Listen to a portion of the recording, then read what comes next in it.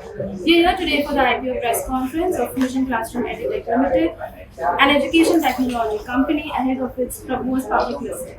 Joining with us is the company's founder, Mr. Dhruv Javeri. It's a pleasure to have you here and thank you for talking to us.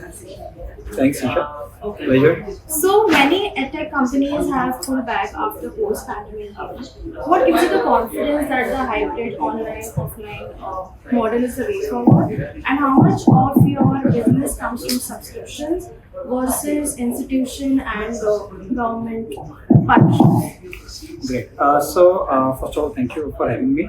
Basically, as we said, that it has been 20 years of journey, 10 years as in local coaching classes, where my family was running a local coaching classes, and then 10 years within the classroom. And these 10 years have shown us three eras, right? Pre-COVID, COVID, and post-COVID. And the situation has been changing, and the demands has been changing. So at every point in time, if not major pivot, but smaller pivots would be required to accommodate the student needs. And I think Classroom has done a fair bit in that. When we talk about competitors, honestly, we don't, because you can't compare apple to oranges because everyone has their own journey. And I'm sure that they would have also done a bit in their own area of impact. But talking about Classroom specifically, the blend of hybrid, which is offline and online, whenever and wherever available and whenever required, has been predominantly the winning factor. So pre-COVID, the offline or online was the fight. During COVID, everyone was mandated to sit and do online tutoring, but that is where we were doing live tutoring at that point in time. And then post-COVID, things went back to normalcy. And once things went back to normalcy, everyone went back to their own schedule. So bringing all of them on the same time, same schedule wasn't possible. So we again pivoted to a pre-recorded format so the students can learn on demand. So that has been the factor.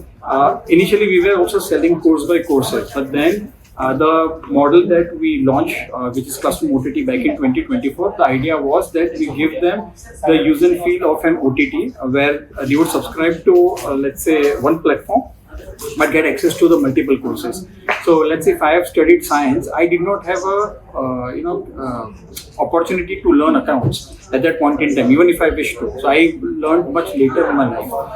This is the flexibility hurdles that we wanted to break down. And with the launch of OTT, a student, let's say, preparing for a science competitive exam can also learn accountancy, can take a skill on the go. So that has been one of the factors where we introduced the flexibility.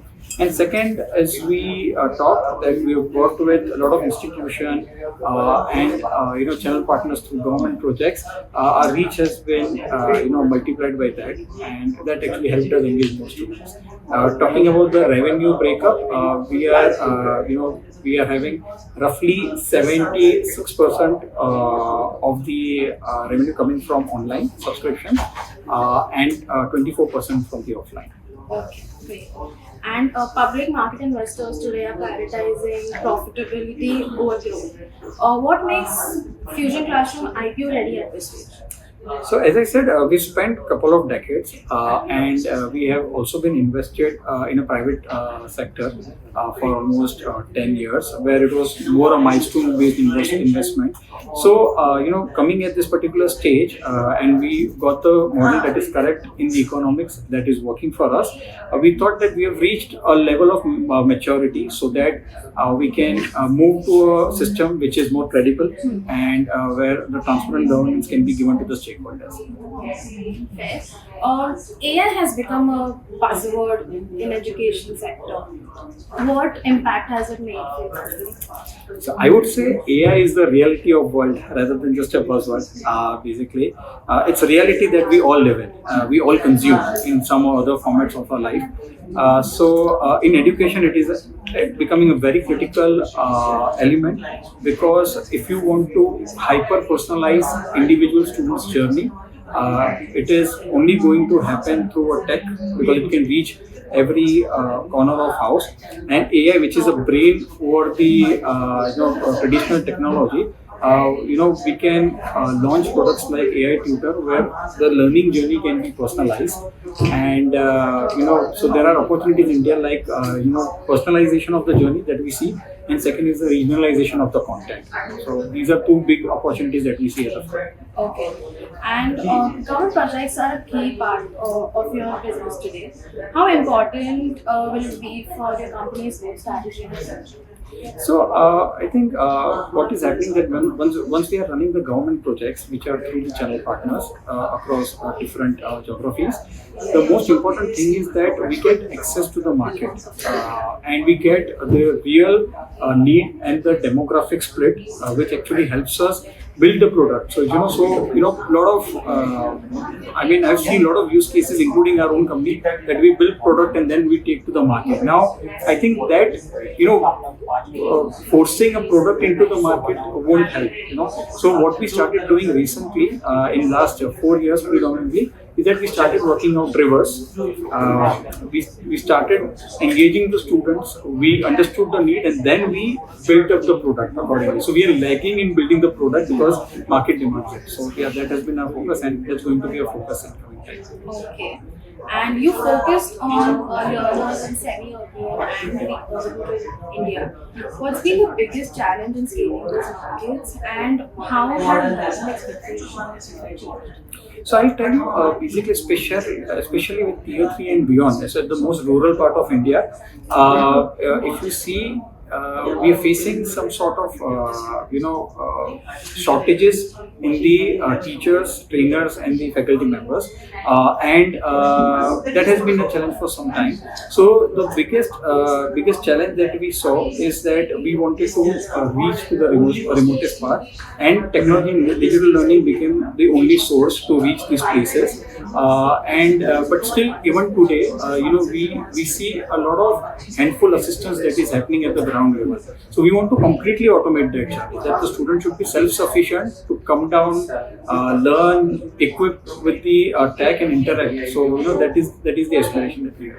Okay. And how has your marketing strategy been like, and what are your marketing mix ratios like? What would be So if you see, we are currently working on very targeted form of marketing, and we are marketing and we are reaching out to the target audiences who can be potentially converted into the customers, right? So that has been the primary focus until now.